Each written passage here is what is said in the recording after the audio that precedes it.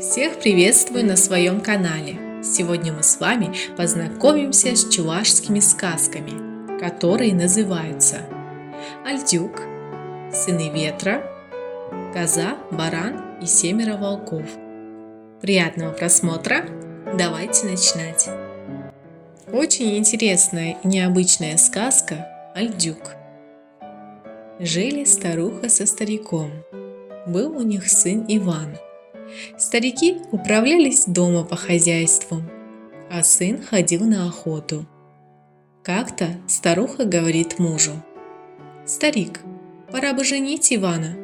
Была бы у меня помощница, да и внуков хочется посмотреть». Вот на утро, когда Иван собрался на охоту, старик и говорит сыну: «Слушай, сынок, мать хочет женить тебя. Может, подстрелишь себе жену на охоте?»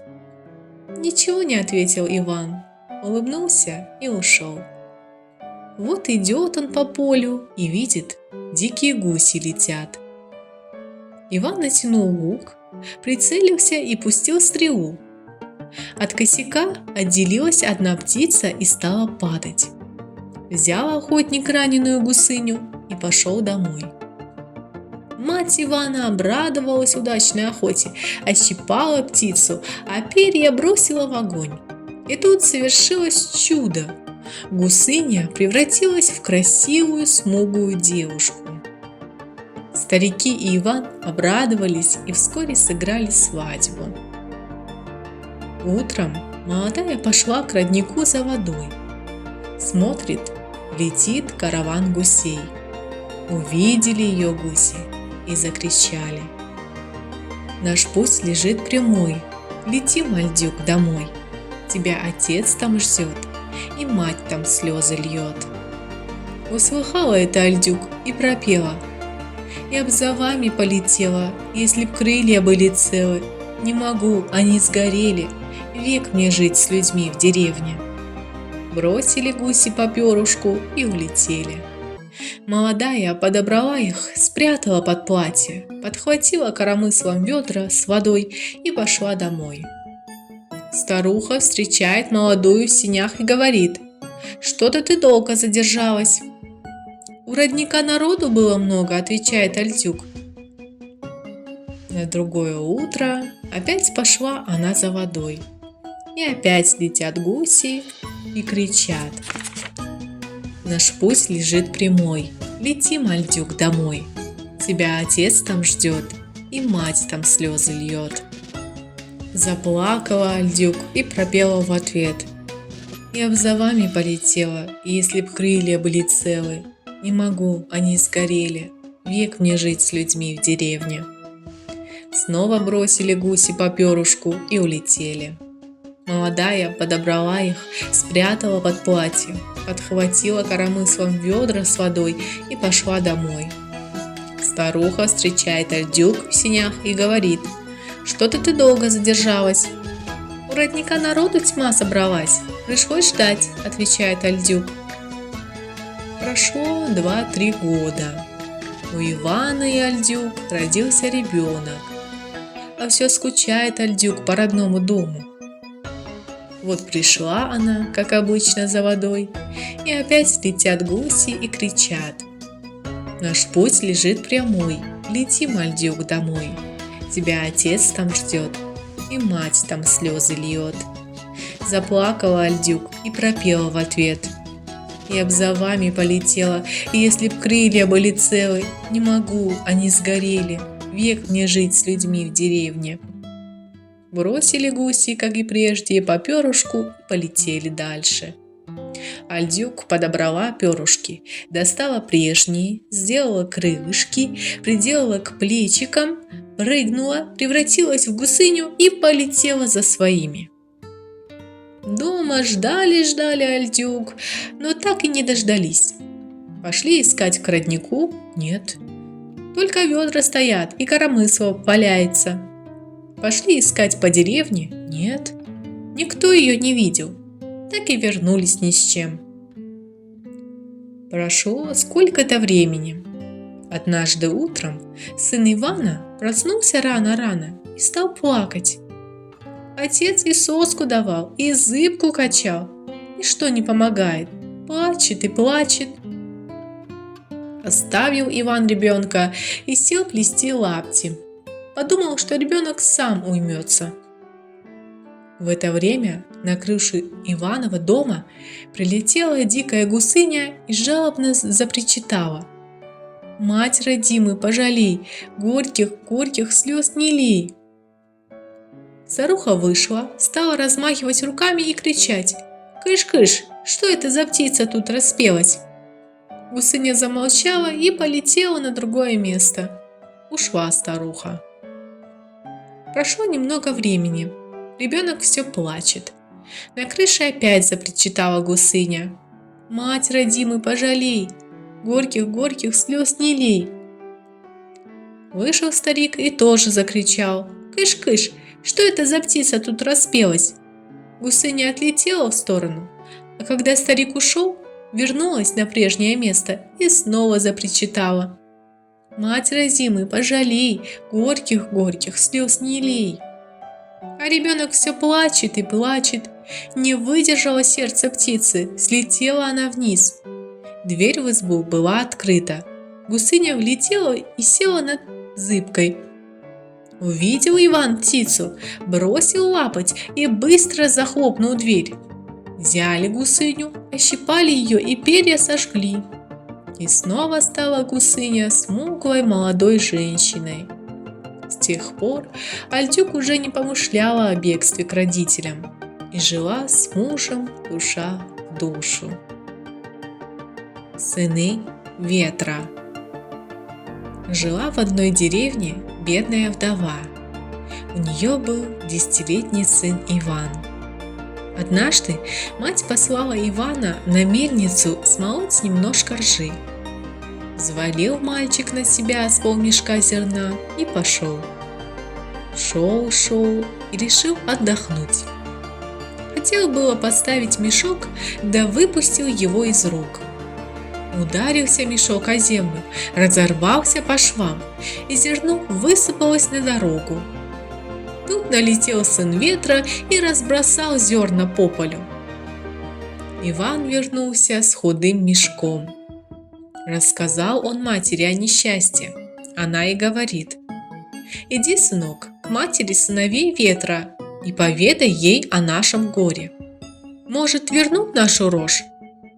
Послушал Иван мать и пошел к матери сыновей ветра. «Твои сыновья рассыпали по полю нашу последнюю рожь, верни ее нам». «Хорошо», — отвечает мать сыновей ветра, «только подожди, пока мои сыновья возвратятся». Вот вернулся старший сын ветра. Мать и спрашивает у него: «Сынок, не ты ли рассыпал рожь этого мальчика?» «Я вырываю с корнем столетние деревья и такими пустяками не занимаюсь», — обиженно ответил сын. Вернулся средний сын ветра. Мать спросила у него: «Сынок, не ты рассыпал рожь этого мальчика?» «Я сбрасываю крыши с домов и вдребезги разбиваю крылья ветряных мельниц. Неужели ты думаешь, что я занимаюсь такими пустяками?» — обиженно ответил сын. Наконец вернулся младший сын ветра и сознался, что это он рассыпал рожь Ивана. Спрашивает мать у сыновей: «Чем мы заплатим мальчику за рожь?» «Отдадим ему вот этот пирог», — отвечают сыновья. Мать согласилась, и они отдали Ивану пирог, но предупредили, чтобы он не ел его, пока не придет домой. Взял Иван пирог и пошел домой. В дороге его застала ночь, и он остановился в деревне у замужней сестры на ночлег. Лег Иван спать и говорит сестре: «Ты смотри, ненароком не съешь мой пирог, его велели съесть только дома».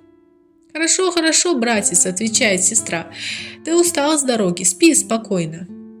Когда Иван уснул, сестра откусила пирог, и оттуда посыпалось золото. Она подобрала и спрятала золото, быстро испекла новый пирог и положила Ивану в сумку. Утром мальчик взял свою сумку с пирогом и пошел домой. Запечалилась мать, когда узнала, что Иван принес только один пирог, и говорит: «Разве из нашей ржи вышел только один пирог? Иди, сынок, отнеси пирог обратно». Взял Иван пирог и опять пошел к ветрам. Мать сыновей ветра взяла пирог, выслушала мальчика и снова спрашивает у своих детей: «Чем заплатим Ивану за рожь?» «Да отдадим ему вот эту козу», — говорят сыновья. Мать согласилась, и отдали они Ивану козу, но сказали, чтобы он не ударил ее случайно, пока не придет домой. По дороге домой Иван снова заночевал у сестры. Перед сном он попросил сестру не трогать его козу. «Ее велели ударить дома», — сказал он. «Хорошо, братец, спи спокойно, никто не тронет твою козу», — ответила сестра. Как только Иван уснул, сестра вышла во двор и ударила козу палкой. Из козы посыпалось золото. Женщина спрятала золото, а чудесную козу заменила обыкновенной. Утром взял Иван козу за поводок и повел домой. Увидела мать козу и говорит ему: «Самим есть нечего, а ты еще козу привел, отведи ее обратно».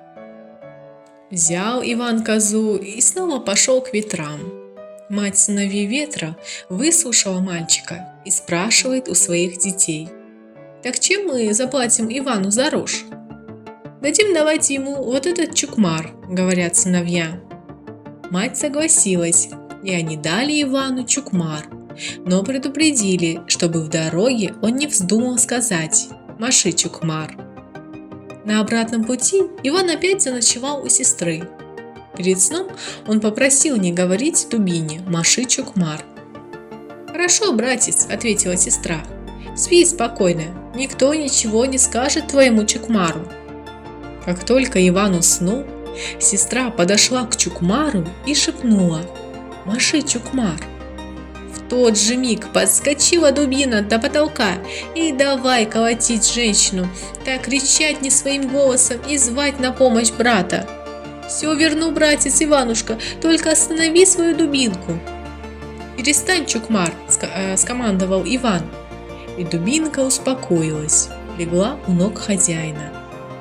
Охая и ахая, сестра встала и вернула брату и козу, и пирог. Забрал свои подарки Иван и двинулся домой. Мать принялась было корить сына, что вернулся он с тем же пирогом и с той же козой. Но Иван показал ей, какие они чудесные, и она обрадовалась.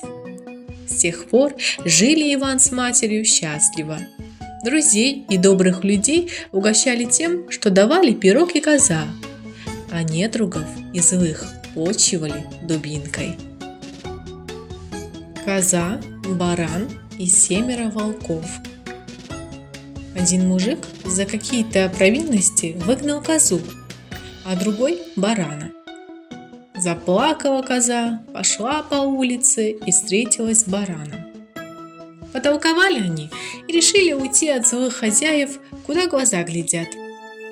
Положили в мешок кое-какие припасы и тронулись в путь. Вот идут коза с бараном день, идут 2. На 3-й день дорога привела в дремучий лес. Вдруг видят, лежит на дороге огромная волчья голова. Друзья подошли к голове. Взяли они ее и на всякий случай положили в мешок. Идут дальше и видят, в стороне мелькнул огонек. Баран говорит: «Пойдем-ка к огню, погреемся и отдохнем». Подошли они и, глядь, вокруг огня варят кашу 7 волков. У козы с бараном душа в пятки ушла, но отступать было некуда. Коза подбодрилась и говорит: «Здравствуйте, серые волки, приятного аппетита!» «Вот Бог послал нам в кашу мясца», – загоготали в ответ волки. Но коза не растерялась, подсела ближе к огню, позвала барана с мешком и говорит: «Слушай, друг, я очень проголодалась, достань-ка одну голову, да и поужинаем. Баран быстро достал из мешка волчью голову и подал козе. Та недовольно повертела голову в руках, вернула ее барану и говорит: «Неужели ты мне выбрать не мог получше?» Баран смекнул, в чем дело, положил голову в мешок, вытащил и подал козе ту же голову. А серые, увидев волчью голову, страшно перепугались. Наконец вожак не выдержал и говорит: «Пойду-ка к речке, принесу воды, а то каша совсем подгорела». Ждали, нет вожака, пропал волк. Тогда встал другой и сказал: «Пойду проведаю вожака». И второй убежал. Ждали, нет, сгинули водоносы. Решила коза покончить с остальными волками одним махом. Да как крикнет: «Если в мешке головы протухли, хватай одного из этих волков и подавай свежую голову». Волков только и видели, они как бешеные бросились кто куда. А коза с бараном посмеялись над простаками, съели вкусную кашу и бодро двинулись в путь. Подписывайтесь на мой канал. Тут вы можете найти интересные сказки, стихотворения, песенки, рассказы, загадки, потешки для детей и многое-многое другое. До новых встреч!